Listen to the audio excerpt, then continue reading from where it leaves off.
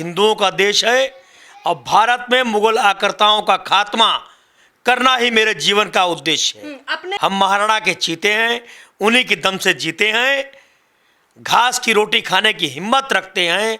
लेकिन अगर बात सम्मान, स्वाभिमान और सनातन धर्म पर आएगी तो भगवान परशुराम जी का फलसा उठाकर उस नदी का वध करने के लिए भी हम कृतबद्ध हैं। देखिए, जब जब धर्म पर हानि होती है तो संविधान अपना काम करेगा, हम अपना काम करेंगे। हमने कहा हम महाराणा के चीते हैं, उन्हीं के दम से जीते हैं। भगवान परशुराम जी का फलसा हाथ में रखते हैं। अगर हम घास की रोटी खा सकते हैं तो अपने धर्म, सम्मान और स्वाभिमान के लिए गर्दन काटना भी चाहते हैं। नमस्कार, मैं ज्योति यादव आप सभी का नेशनल दस्तक पर स्वागत करती हूं।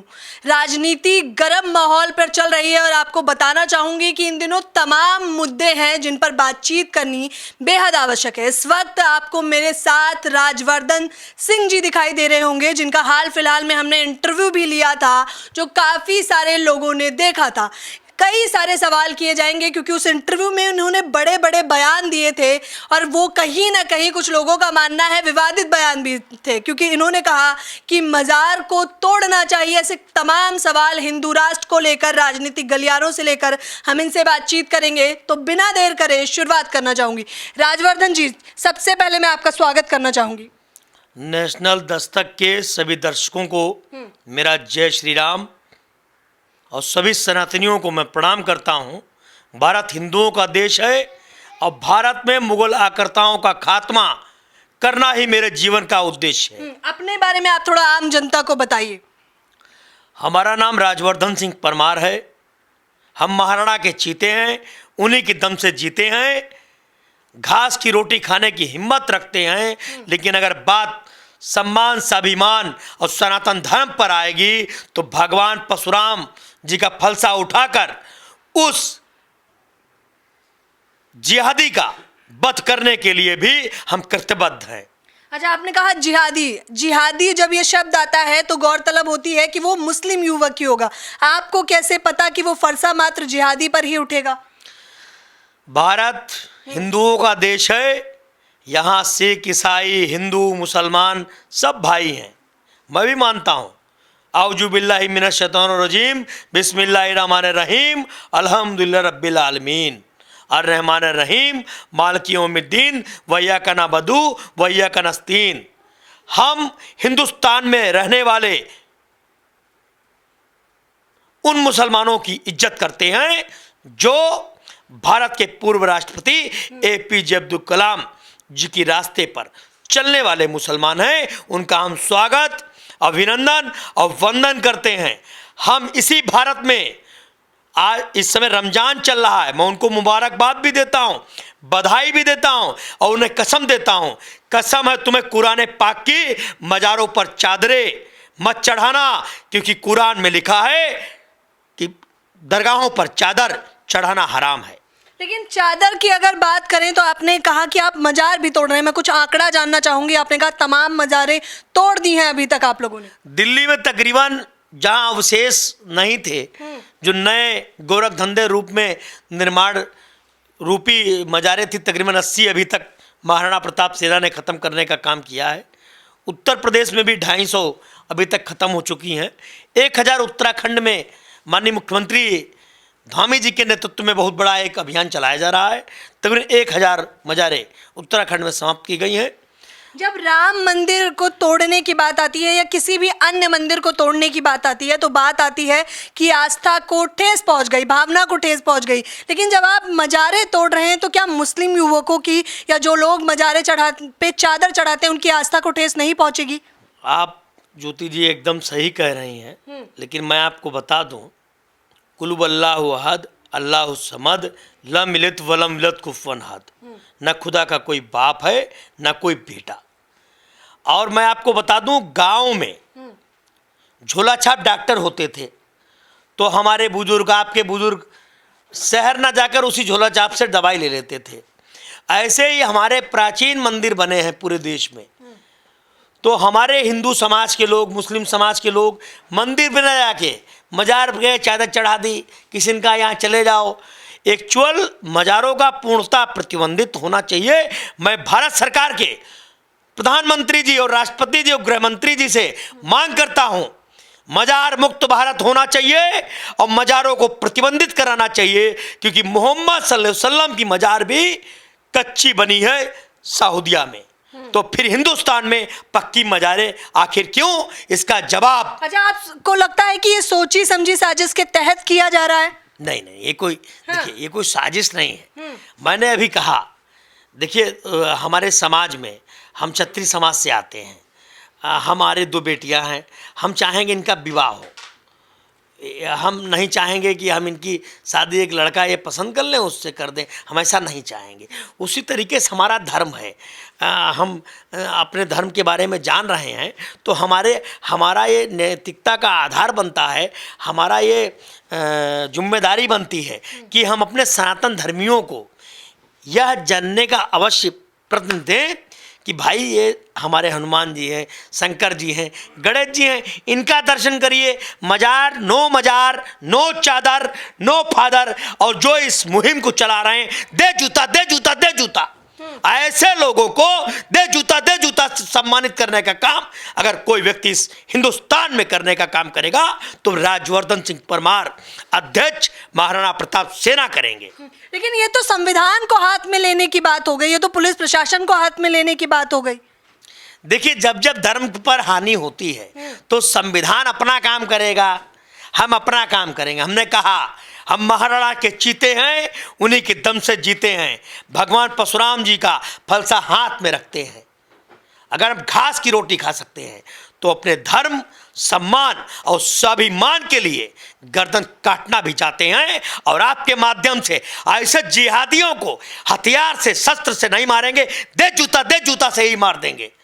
अगर हिंदुस्तान में अब मजार की पूजा बंद नहीं हुई तो बर्दाश्त नहीं होगा। अच्छा, आपको नहीं लगता हम लोगों को, आम जनता को हिंदू मुसलमान से उठकर शिक्षा, स्वास्थ्य और रोजगार की बात करनी चाहिए? देखिए, जब से मोदी जी की सरकार है, शिक्षा पर बात हो रही है, चिकित्सा पर बात हो रही है, पर कहीं ना कहीं आदरणीय मोदी जी के नेतृत्व वाली सरकार, आदरणीय योगी जी के नेतृत्व वाली सरकार, आदरणीय खट्टर जी के नेतृत्व वाली सरकार, मैं 2 मांगे आपके माध्यम से उन पे भी रखता हूं कि एक तो शिक्षित युवाओं को रोजगार देने का काम सरकार करे, और जो महंगाई है उस पर अंकुश लगाने का काम करें। और सरकार के तमाम लोगों से मैं ये भी कहना चाहता हूं, भारत हिंदुओं का देश है, भारत सभ्यता का देश है, भारत संस्कृति का देश है। आप मोदी जी का धन्यवाद है, आभार है कि आप 5G लाए हैं, लेकिन मोदी जी से मैं ये भी कहना चाहता हूं कि गौ और गंगा पर बात होनी चाहिए, क्योंकि भारत गौ और गंगा का देश है। यहाँ 5G लाइए, अच्छी बात है, लेकिन आज गौ और गंगा पर बात नहीं हो रही। उत्तर प्रदेश के तमाम किसानों की आज हालत पशुओं ने बदतर बना दी है, सुसाइड करने पर मजबूर हैं। मैं आपके माध्यम से उत्तर प्रदेश के मुख्यमंत्री आदरणीय योगी आदित्यनाथ जी को कहना चाहता हूं कि आपकी सरकार में किसान रो रहा है, लेकिन वो तो कह रहे हैं राम राज चल रहा है। देखिए, रामराज चल रहा है। मैं सम्मान करता हूं महाराज जी का। मैंने स्वयं उत्तर प्रदेश की 40 विधानसभा सीटों में प्रचार किया, प्रचंड बहुमत के साथ सरकार काम कर रही है। मैं मुख्यमंत्री जी को बधाई देता हूं, लेकिन आपके माध्यम से किसानों के, मेरे संगठन के तकरीबन 13 लाख लोग उत्तर प्रदेश में हैं, मैं उनकी शिकायतों की बात को कह रहा हूं। मैं महाराणा प्रताप सेना का अध्यक्ष होने के नाते माननीय मुख्यमंत्री जी से यह आग्रह करता हूं कि उत्तर प्रदेश राज्य में गौ को गौ माता घोषित करें और किसानों की फसलों को बचाने के लिए व्यापक प्रयत्न करें। ऐसी हमारी आपके माध्यम से अच्छा, आप तीखे सवाल हैं जो आम जनता के सवाल है, मैं प्रत्यक्ष रूप से पूछना चाहूंगी, क्योंकि जितनी भी तमाम ऑडियंस है, लाखों की तादाद में हमें देखती है और सवाल करती है कि जब आप बैठे हैं तो ये सवाल करें। कहा जा रहा है कि मोदी जी ने 2 करोड़ रोजगार देने का वादा किया था, अफसोसन उतने रोजगार दिए नहीं और अब इस पर बात तक नहीं कर रहे हैं। देखिए, अब हमारे प्रधानमंत्री जी हैं, हम उनका बर्थडे भी मनाते हैं, हम उनका समर्थन भी करते हैं, अच्छे काम कर रहे हैं, देश और दुनिया में अच्छे काम कर रहे हैं।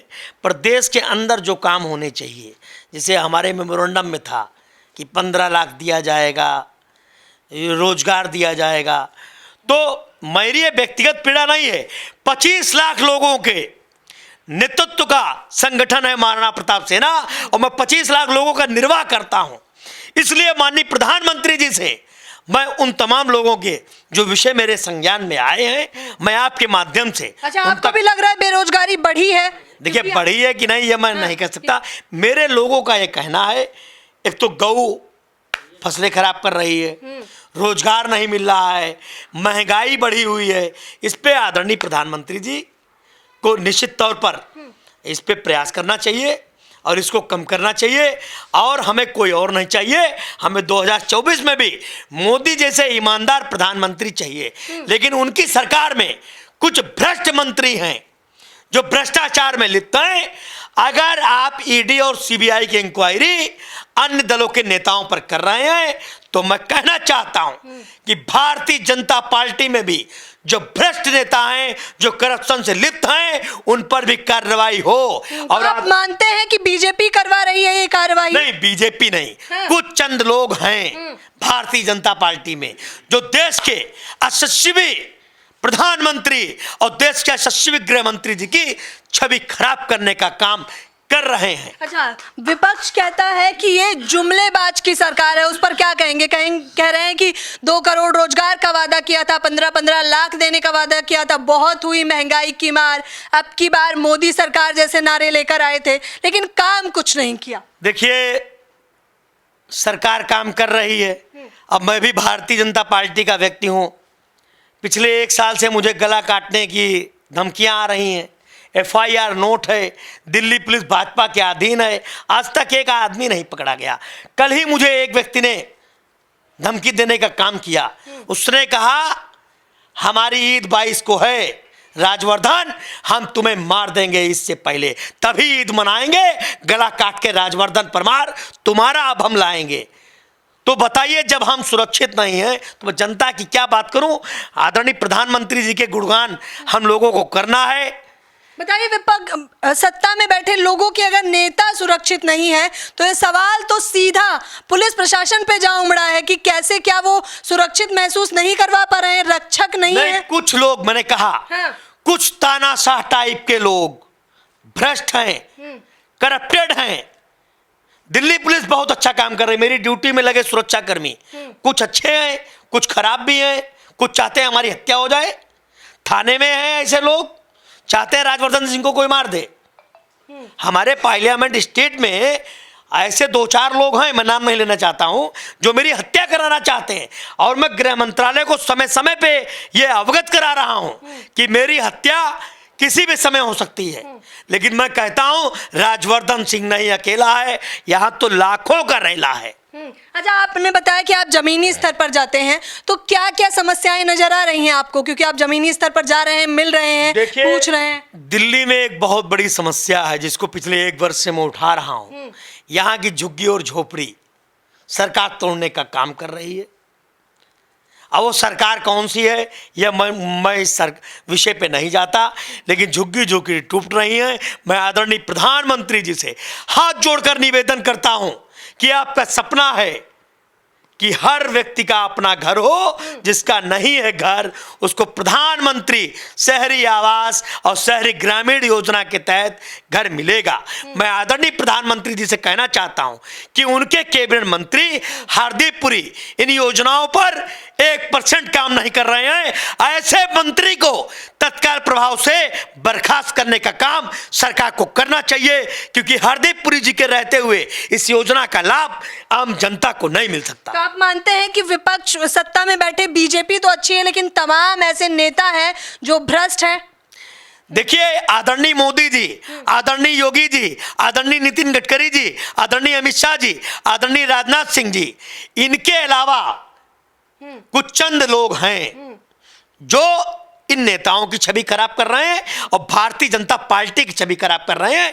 अगर यही हाल रहेगा तो मैं चाहता हूं माननीय प्रधानमंत्री जी 2024 में, मैं नहीं, ये पूरा देश जानता है कि आप ही प्रधानमंत्री बनेंगे, लेकिन 29 में कौन प्रधानमंत्री होगा, ये चिंतन और मंथन का विषय है। आपको ऐसे भ्रष्ट मंत्रियों को तत्काल कैबिनेट से बर्खास्त कर देना चाहिए, ऐसी मैं मांग करता हूं। और उत्तर प्रदेश के मुख्यमंत्री जी से मैं फिर मांग करता हूं कि उत्तर प्रदेश का किसान आज बदहाल है।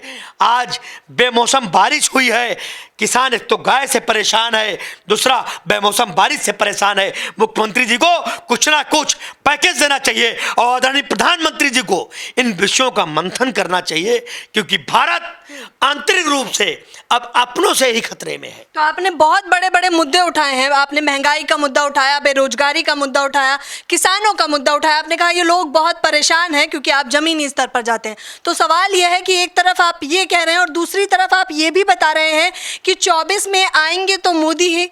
ये थोड़ा विवाद वाला। ये हमारे हृदय में प्रधानमंत्री जी बसते हैं। हम सच्चे सिपाही हैं दामोदर नरेंद्र मोदी के। हम भारतीय जनता पार्टी के सिपाही हैं।